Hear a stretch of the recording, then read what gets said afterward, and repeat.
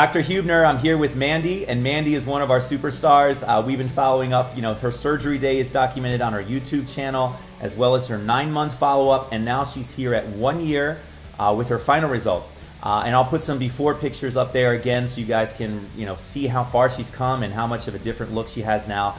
The last time she had a video with us at the 9-month mark, she actually had curly hair. And now, since then, she's flat ironed it, so you can see the different types of hairstyles you can have, even with transplanted hair. You're not just limited to one style. It's treated just like natural hair, just no traction hairstyles anymore, and she knows that. Right. Mandy, overall, how was your, the entire experience, how it came in, and what do you think of your final result? The experience was pretty wonderful. I was glad to see the whole journey, how it grew out. It took no time. The year went by pretty fast to me. My hair is back in. It's full. It's thick. If you guys can see, I'm able to swoop my edges. I probably can take a piece out. Like, I have length. Yeah.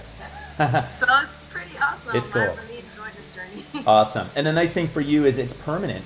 So no matter, it'll be there for the rest of your life as long as you're not doing any more traction hairstyles or damaging chemicals. So just, natural type products, but you can do simple things like flat ironing it.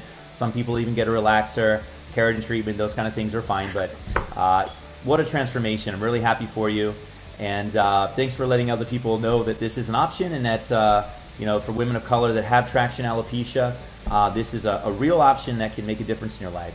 And in terms of the recovery, I know it kind of sucks the first month or two after the surgery, but are people, is it a big shock for people when you have your hair? I mean, did it kind of grow in gradually, or was it?